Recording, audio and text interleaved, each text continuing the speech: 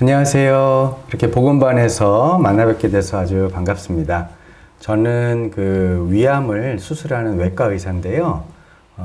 의사의 그런 관점에서 성경을 보다 보면 질병에 대한 얘기가 많이 나오고 또 죄와 연결해서 저희 이해를 할 수 있는 방법들이 저에게는 도움이 돼서 그걸 간증으로 나눴었는데 우리 복음반에서도 그러한 방식으로 생각하는 것들이 더 도움이 될 거라는 말씀들 주셔서 오늘 이렇게 같이 하게 되었습니다.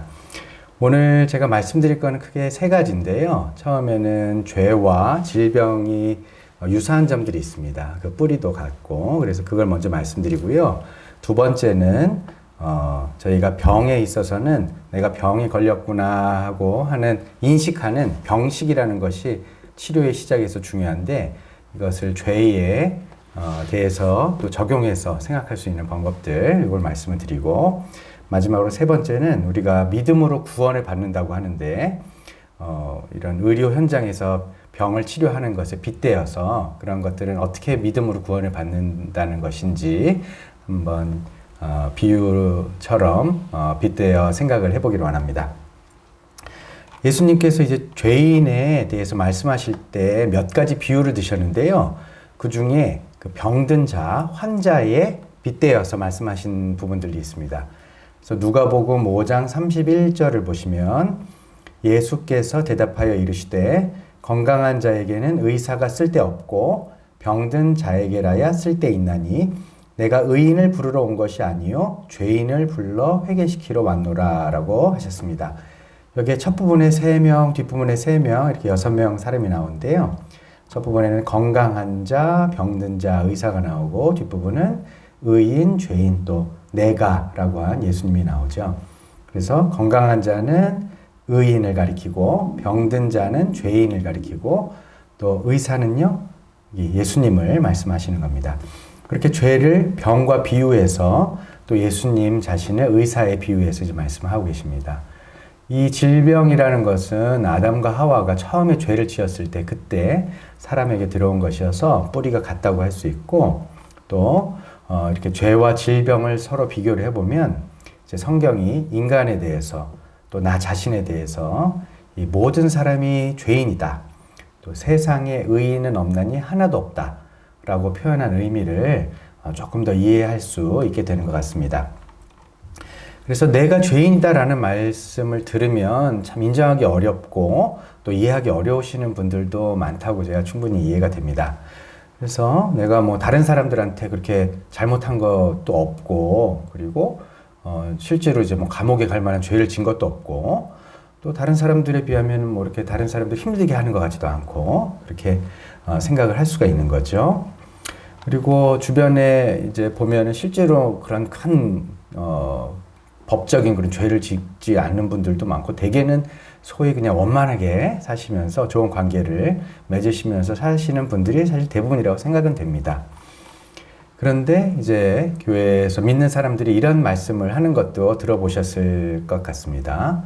우리가 어떤 죄들을 지어서 그것 때문에 죄인이라고 말씀드리는 게 아니고 우리가 죄인이라는 속성을 가지고 있기 때문에 그래서 죄를 짓게 되는 것이다.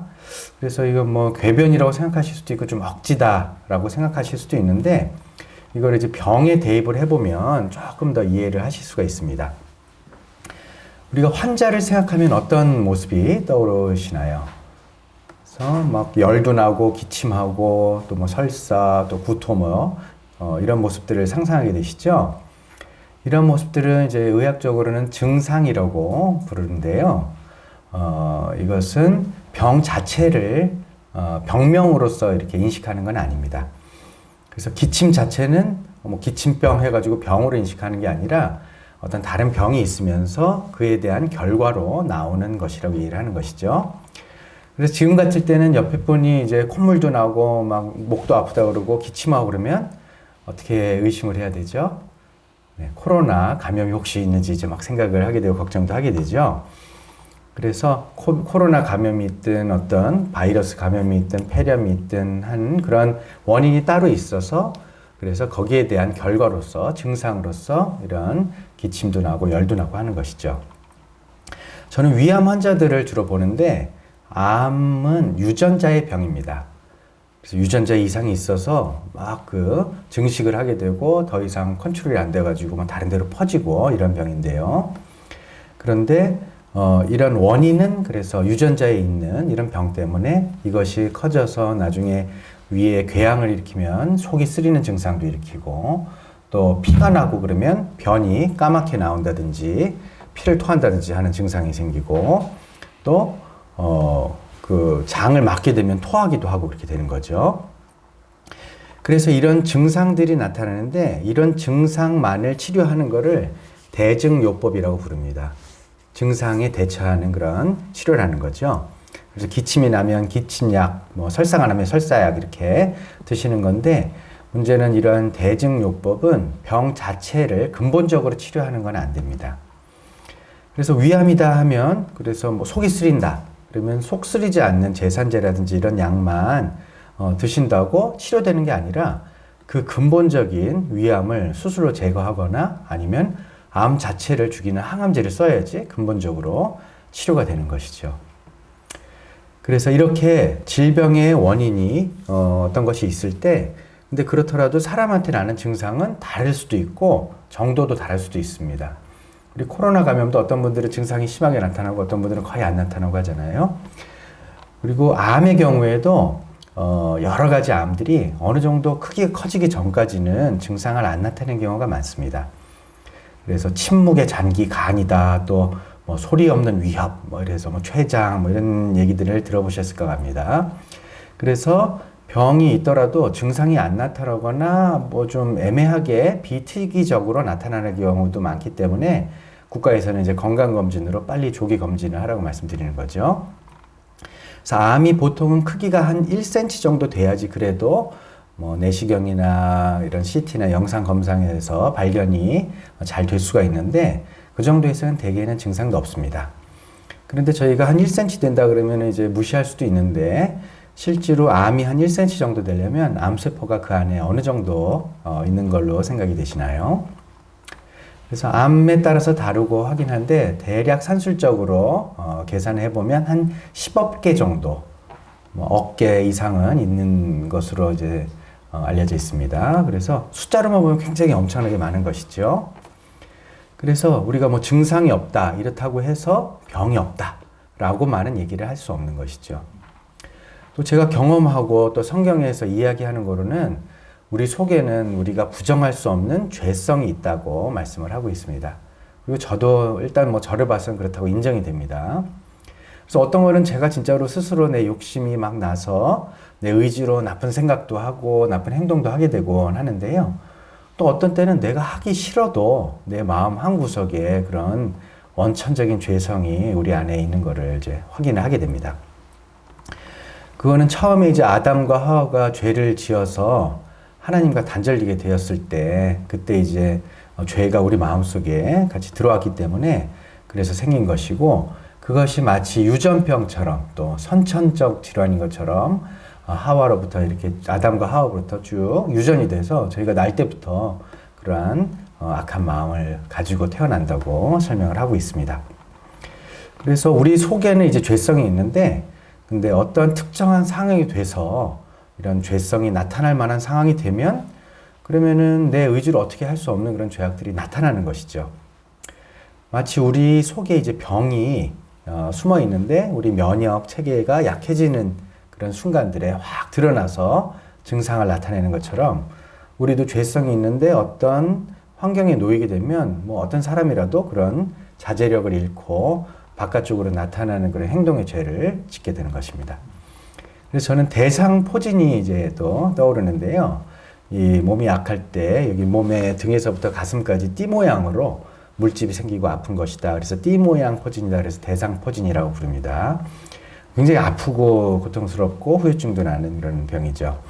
근데 이 대상포진의 원인은 우리 수두 바이러스입니다. 어렸을 때 수두를 앓고 난 다음에 수두균이 완전히 없어지지 않고 그 바이러스가 속에 남아있다가 우리 면역력이 떨어지면은 나와서 그 심한 증상을 일으키는 거죠. 또 우리 피곤할 때 입 옆에 이렇게 물집 생기는 것도 경험들 많이 하시죠. 그거는 헐프스 또는 헤르페스 바이러스라고 하는데 그것 역시 몸속에 숨어 있다가 우리 면역 또 저항력이 약해지면 나와서 증상을 일으키는 겁니다. 이렇게 우리 죄도 우리 마음속에 있다가 나의 의지와 저항력이 이렇게 약해지고 어떤 상황이 되면은 한계에 부딪혀서 바깥으로 폭발해서 나올 수도 있습니다. 그래서 성경에는 창세기에 아우인 아벨을 굉장히 시기한 형인 가인이 나오는데요.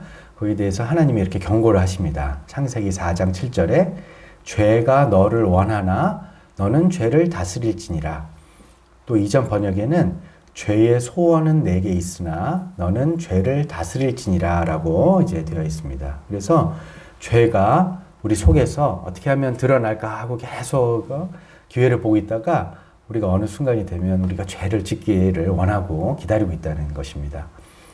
그래서 우리가 이제 그것을 잘 조절하고 다스리라고 명령하는데 잘 다스려지지가 않죠. 그래서 결국 저희도 폭발하게 되고 가인도 결국 다스리지 못하고 그 시기심을 참지 못해서 폭발해서 아우를 죽여버리는 그런 상황이 성경에 나오게 됩니다. 그리고 심지어 성경에 이제 유명한 사도인 바울, 여러 성경도 쓰고 복음도 많이 전한 바울도 이렇게 고백을 했는데요. 로마서 7장 21절에서 24절을 보시면 그러므로 내가 한 법을 깨달았노니 곧 선을 행하기 원하는 나에게 악이 함께 있는 것이로다. 내 속사람으로는 하나님의 법을 즐거워하되 내 지체 속에서 한 다른 법이 내 마음의 법과 싸워 내 지체 속에 있는 죄의 법으로 나를 사로잡는 것을 보는도다. 오호라 나는 곤고한 사람이로다. 이 사망의 몸에서 누가 나를 건져내랴. 그래서 바울도 정말 선을 원하기는 하는데 그 속에 이제 악이 있고 그것이 때로는 막 드러나려고 해서 힘들다는 것이죠. 그래서 나는 정말 원수를 사랑하고 그러고 싶은데 저 사람만은 좀 그냥 죽어줬으면 좋겠다라고 생각이 들 때도 있고 또 주변에 옆에 사람들이 막 성공하고 그러면 막 부럽고 배가 아프다가 또 좀 실패하면 은근 기분 좋기도 하고 또 내가 막 겸손한 사람이 되기를 원하는데 나를 막 무시하나 하면서 화가 나서 어떻게 하면 그 사람보다 잘 돼서 짓밟고 복수를 어떻게 하면 할 수 있을까 하는 그런 상상들도 막 하게 되고 그러시죠. 여러분들은 어떠신지 잘 모르겠습니다.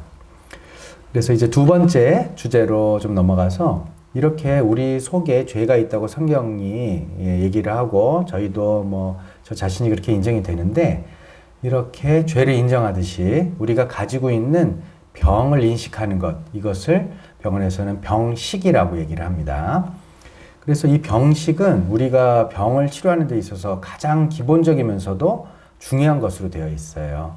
그래서 왜냐하면 병을 치료하는 데 있어서 환자가 막 큰 상호를 당했다든지 아니면 의식이 없어서 환자의 뜻과 상관없이 빨리 응급처치를 해야 되는 그런 상황을 제외하고는 대부분은 본인이 병이 있는 것을 인지하고 치료하겠다는 의지가 있어야지만 의사든 간호사든 행위를 할 수가 있는 것입니다. 그래서 막 잡아다가 묶어가지고 막 치료하고 할 수 없는 거죠. 불법이죠. 그래서 우리나라 국민들은 근데 대부분 다 지적 능력도 뛰어나시고 이해도 높으시고 또 의사에 대한 신뢰도 높으셔서 그런 특별한 증상이 없어도 내시경에서 위암이 있다라고 말씀을 드리면 되게 다 믿으십니다. 그래서 여기도 믿음이 이제 필요한 것이죠. 그래서 물론 어떤 분들은 참 믿기 어렵다고 말씀도 하세요. 증상이 전혀 뭐 없고 나는 뭐 괜찮은 것 같은데 정말 암이 있을까요? 혹은 뭐 오진한 거 아니냐 이렇게 말씀도 하시는데 하지만 그렇게 의사의 말을 믿고 인정을 하셔야지 치료가 시작되는 것입니다. 그리고 사람의 이제 마음속의 질병, 죄는 하나님이 가장 전문가시죠. 그래서 하나님의 말씀을 저희가 신뢰를 해야 치료를 할 수가 있게 됩니다. 하나님의 말씀인 성경도 인간에 대해서 이제 진단을 내리셨는데요. 사람들 모두 죄인이다 라고 또 이런 죄인이라는 병 때문에 결국은 죽는 병이다 라고 말씀을 하신 겁니다. 단순히 육체의 죽음뿐만이 아니라 하나님과 단절되면서 생기는 이 사랑과 생명의 근원에서 떨어졌기 때문에 그런 공허한 영혼의 죽음과 같은 상태로 된다고 말씀하신 것입니다. 이러한 성경의 진단, 전문가 진단을 받아들이고 믿는 것, 이것이 바로 구원을 위한 첫걸음이라고 할 수 있겠습니다. 그래서 전도서 9장 3절에 보면 가장 세상에서 지혜로웠다고 하는 솔로몬 왕이 이렇게 말씀을 하는데요. 모든 사람의 결국은 일반이라. 이것은 해 아래에서 행해지는 모든 일 중에 악한 것이니 곧 인생의 마음에는 악이 가득하여 그들의 평생에 미친 마음을 품고 있다가 후에는 죽은 자들에게로 돌아가는 것이라. 그래서 정말 슬픈 얘기죠. 내 마음속에 악이 가득하고 막 욕구가 가득한 것을 이제 느끼게 되는 겁니다. 그리고 평생 그것에 시달리면서 어떻게 하면 선하게 살까 노력은 하지만 원하지 않는 악함과 싸워내야 되니 이제 아주 막 미치게 되는 그런 노릇인 것이죠. 그리고 나서 결국 싸워 이겼는데 마지막은 결국 또 죽음만 기다리고 있는 그런 슬픈 상황입니다. 그래서 나는 이런 마음속에 정말 악한 마음이 있지 않는지 한번 조용히 마음속을 들여다보시면 좋겠습니다. 근데 또 이렇다고 할지라도 그래도 나는 괜찮은 사람인데 라고 생각이 드실 수도 있을 겁니다. 근데 죄의 진단은 우리 기준을 따르는 것이 아니라 하나님의 기준에서 이제 생각을 좀 해봐야 되거든요. 그래서 우리가 구원을 받고 천국에 간다, 또 천국 생활을 이제 시작한다라고 얘기하는데 천국은 생각해 보면은 막 그 구성원들이 어떨까요? 다 천사 같은 사람들 혹은 천사들 이렇게 모여져 있을 텐데 그럼 과연 나는 이 상태에서 거기 무리에 낄 수 있는 사람인가? 이렇게 좀 생각을 하면은 조금 자신이 없어질 수도 있겠습니다. 그래서 우리 기준으로만 볼 때는 사람의 기준으로 또 나의 기준으로만 볼 때는 뭐 이렇게 죄인이라고 불릴 만큼 그렇게 나쁜 마음이나 생각을 하지도 않은 것 같고 또 인정하기도 어렵고 억울할 수도 있겠습니다. 그러나 하나님의 기준에서 보면은 이것은 하나님이 인간을 창조하고 의도하셨던 그런 모습은 우리 기준보다 훨씬 높은 거를 성경에서 볼 수 있습니다. 근데 우리가 이제 창세기에서 선과 악을 알게 하는 나무를 따 먹으면서 그것이 이제 품고 있는 의미는 이제 하나님 자체가 선의 기준이신데 마치 이제 태양 자체가 이제 빛과 어두움의 어떤 그런 지침이 기준이 되는 것처럼 하나님 자체도 그런 어떤 선함의 기준이신데 우리가 하나님은 배격하고 그리고 우리 자신이 그냥 선과 악을 판단하겠다 하는 그런 의도가 들어간 그런 행위였기 때문에 우리가 죄라고 얘기하는 것이죠.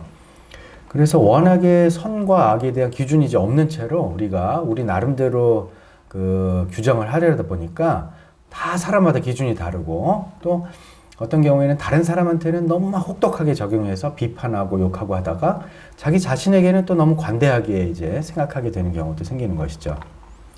그래서 병원에서 보면 어떤 검사 수치가 정상이 이제 정해져 있는데 뭐 한 40 이상이면은 이제 비정상이다 이렇게 정해져 있는데 제가 보니까 옆에 제 친구는 뭐 한 120 되고 그 옆에 사람은 막 200 되고 이래요. 근데 저는 이제 100이에요. 그러니까 다 높으니까 야, 난 40보다 높지만 그래도 난 또 뭐 정상이라고 할 수 있지 않을까 이렇게 생각도 할 수 있겠죠. 근데 하지만 그 이제 병원 기준에서 보면 어떻죠? 사실은 전부 다 환자인 거죠. 그래서 우리가 하나님의 기준은 어떤가 이것을 좀 엿볼 수 있는 구절들이 마태복음에 나오는데요. 예수님이 이제 천국 시민으로서 사는 사람들이 어떤 정도의 기준을 가지고 있느냐를 말씀을 하시는 걸 보면 마태복음 5장 39에서 44절에서 나는 너희에게 이르노니 악한 자를 대적하지 말라. 누구든지 내 오른편 뺨을 치거든 왼편도 돌려대며 이게 가능할까요? 또 너를 고발하여 속옷을 가지고자 하는 자에게 겉옷까지도 가지게 하며 또 누구든지 너로 억지로 오리를 가게 하거든 그 사람과 심리를 동행하고 내게 구하는 자에게 주며 내게 꾸고자 하는 자에게 거절하지 말라. 또 내 이웃을 사랑하고 내 원수를 미워하라 하였다는 것을 너희가 들었으나 나는 너희에게 이르노니 너희 원수를 사랑하며 너희를 박해하는 자를 위하여 기도하라. 이게 말이 쉽지 이게 사람으로서 또 내 자신이 과연 이렇게 할 수 있을지 이제 의문이죠. 그래서 만약에 이런 기준으로 우리를 본다면 우리가 과연 자격이 있는 사람일지 의인의 그 기준에서 통과할 수 있는지 생각을 해보게 됩니다. 다시 누가복음 5장 31절 아까 말씀드린 구절인데요. 다시 한번 읽어드리면 예수께서 대답하여 이르시되 건강한 자에게는 의사가 쓸데없고 병든 자에게라야 쓸데있나니 내가 의인을 부르러 온 것이 아니요 죄인을 불러 회개시키러 왔노라. 이거는 어떤 말씀이냐 하면 그 환자라고 인정을 해야지 이제 치료를 할 수 있듯이 내가 병든 자가 아니다 이렇게 버티고 필요가 없다 하는 분들한테는 실제로 그 치료가 어렵다 하는 그런 말씀을 하시는 겁니다. 그래서 이 말씀의 배경을 보시면 예수님께서는 레위라고 하는 세리라고 나와 있는데요. 그 사람을 용서하여 부르시고 그래서 레위가 너무 감사해서 예수님을 집에 초대를 해서 식사를 대접을 한 거예요. 그런데 이 시대에는 세리라는 이 세관이라는 직업은 로마의 집권 하에서 그 유대 민족을 수탈하는 그런 매국노 같은 존재로 아주 죄인처럼 여겨지는 직업이었습니다. 그래서 여기서 이걸 보고 그 유대인 바리새인들이라고 스스로 의롭다고 생각하고 굉장히 의롭게 살아가려고 하는 그런 사람들이 예수님께서 이런 죄인과 함께 식사를 하시냐고 비방을 한 거예요. 그에 대해서 예수님들이 이렇게 꼬집어서 말씀하신 말입니다. 그래서 예수님의 기준, 하나님의 기준에서 보면 세리나 바리새인들이나 다 죄인이라는 거죠. 그래서 그래도 이제 세린들은 예를 들면 위암이 있는데 좀 출혈이 막 나고 이제 심한 증상이 발견되는 그런 사람들이어서 인정을 하고 예수님께 치료를 구한 사람들이고, 근데 바리새인들은 뭐 증상도 좀 경미하고 또 이제 증상이 좀 나타나면은 이제 그냥 대증요법을 막 하는 거죠. 본인이 열심히 막 그 치료를 하려고 하고 그 검증 안 된 약이라든지 아니면 증상만 좀 다스리는 약을 이제 하면서 나는 병이 없다 이렇게 나는 건강한 사람이다라고 주장을 하는 사람이에요. 그러면 이런 두 어떤 그룹의 사람들 중에 누가 암이 완치될 확률이 더 높겠습니까? 자기 병을 인정하고 전문가에게 찾아가서 의뢰하는 사람들이 더 치료될 확률이 높겠죠. 또 한 가지 인정을 해야 될 것은 우리 스스로 우리를 치료를 못한다는 거예요. 그래서 다행히 이런 코로나 바이러스나 이런 바이러스 질환들은 우리 면역 세포들이 결국 시간이 지나면 다 치료를 하게 되는데, 암 같은 것은 그거에 한계가 있어서 우리 자신이 우리를 치료를 못합니다. 그래서 위암이 있고 증상이 있는데 내가 아무리 뭐 좋은 음식을 먹고 그때부터 건강한 그런 생활 습관을 가지고 운동하고 이렇게 하더라도 또 약도 증상을 치료하는 약을 먹더라도 그걸 내 자신이 치료할 수가 없는 거죠. 그래서 그거를 치료하려면 전문가인 그런 외과 의사 또 암의 전문가들한테 찾아가야 되는 겁니다. 그래서 한편으로는 또 이러한 우리 면역이 너무 심하게 작용해가지고 또 우리를 힘들게 하는 경우들도 있죠. 그래서 이번에 코로나 바이러스도 사이토카인 폭풍 이런 식으로 해서 우리 면역이 또 너무 막 발하는 경우도 있어요. 그래서 어떤 분들은 죄에 대해서 너무 무감각하고 어떤 분들은 또 너무 예민해가지고 그것 때문에 자기를 막 비하하고 힘들게 하고 다른 사람들도 비판하고 하는 경우들도 그렇게 있죠. 근데 그런 증상이 어떻건 간에 우리 몸의 반응이 어떤건 간에 이제 중요한 거는 우리가 어떻게 해서 그거를 치료하려고 열심히 노력해도 치료가 안 된다는 것이죠. 그러면 어떻게 이 죄라는 병을 치료를 해야 될까요? 이제 세 번째 주제로 넘어가겠습니다. 그래서 이러한 비극적인 상황을 참 하나님께서는 그냥 방치를 해두신 건 아니에요. 그래서 아주 근본적인 치료책을 보내주셨습니다.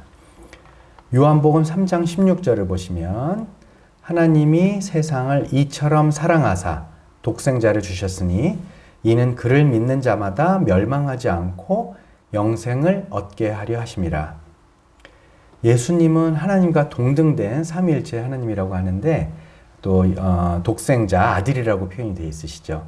그래서 하나님과 동등한 아들이신 예수님이 육체를 입고 이 땅에 예루살렘 땅에 오셔서 그 죄를 다 짊어지고 돌아가셨고 그 후에 이제 세상에 있는 사람들은 그 죄 때문에 다 죽었죠. 하지만 오로지 예수님 한 분만이 그 죄와 죽음의 권세를 이기시고 3일 만에 부활하셨어요.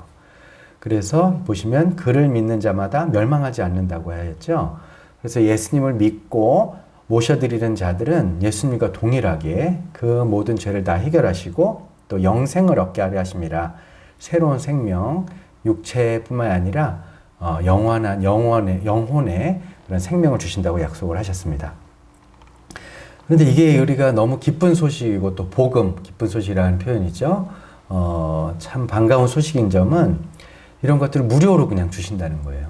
지금도 코로나 바이러스 검사 키트라든지 백신이라든지 치료제라든지 다 개발이 되었는데 굉장히 비싸기 때문에 경제적으로 부유하지 못한 나라들한테는 잘 전달이 안 되고 있죠.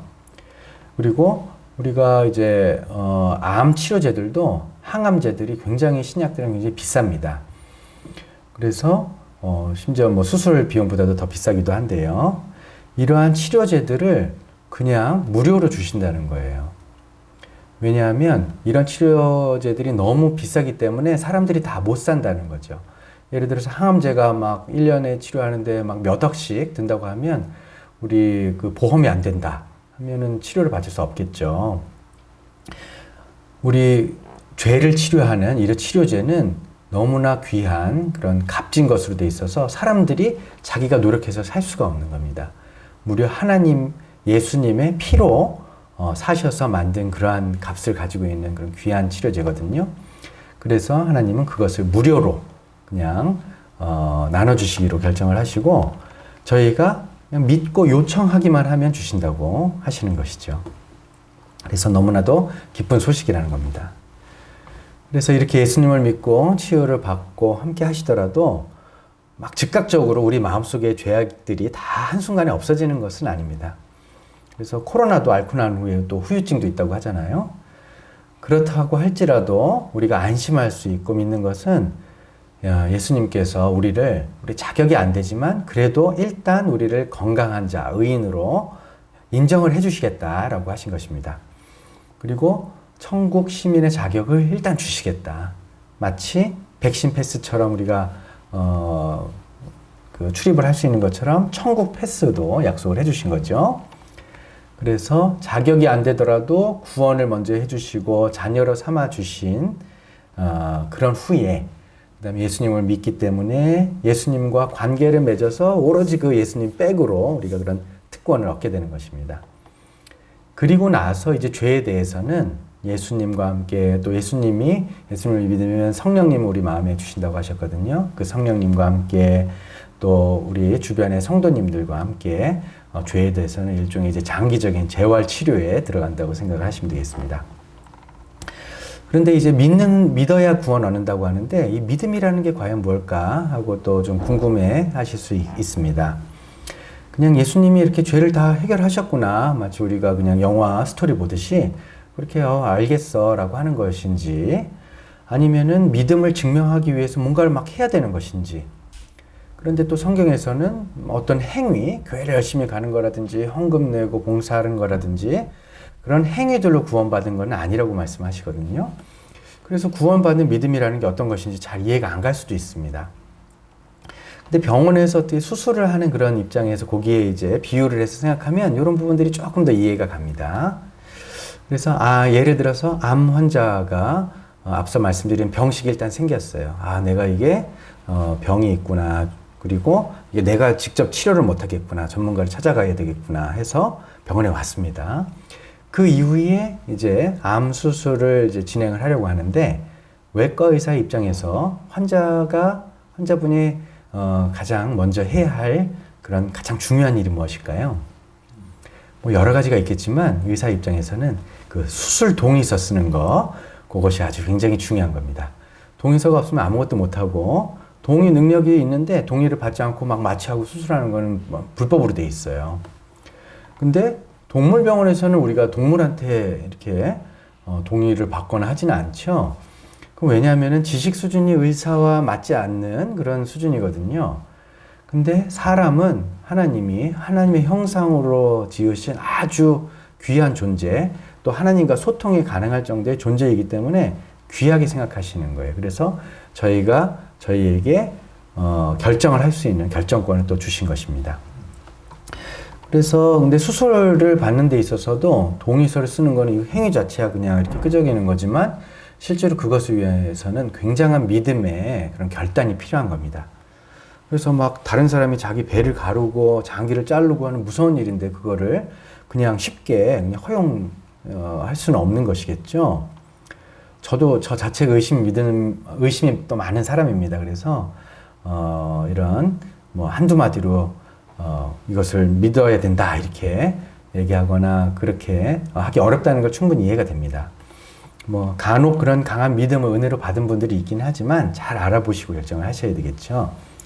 그래서 성경에서도 수많은 그런 믿을 만한 근거와 또 증인들을 많이 제시를 하고 계세요. 그리고 또한 교회에 다니시는 많은 분들이 다 경험자시고 또 병원을 생각하면 다 환우인 것처럼 생각이 되시겠죠. 그래서 하나님의 말씀 그 안에 증거도 다 들으시고 경험자들의 어떤 간증도 들으시고 해서 우리 참된 의사이신 예수님이 어떤 분인지 더 알아가시고 믿고 신뢰하실 수 있는 그런 근거들을 발견하시면 좋을 것 같습니다. 하지만 어느 정도 순간에 가서는 이제 믿음의 결단이 좀 필요합니다. 그래서 수술을 받아야 할까 말아야 될까 이제 받아야 하긴 할 것 같은데 그런 염려들과 또 이런 고민들을 하시다가 어느 순간에는 동의서에 이제 사인을 하고 해야지 이제 치료가 시작되겠죠.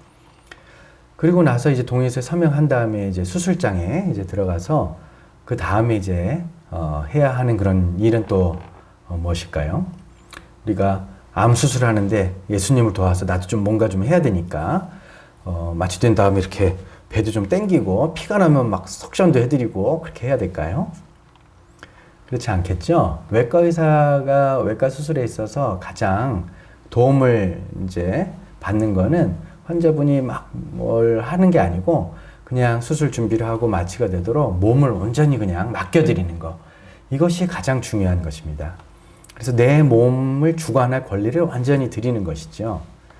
그래서 오히려 수술할 때 환자분이 막 이제 마취가 좀 깨서 힘이 들어가고 그러면은 굉장히 수술이 힘들어져요. 공간이 없어지기 때문에. 그래서 완전히 이완이 있어야지만 이제 이완이 되어 있어야지만 수술을 수월하게 할 수 있는 것입니다.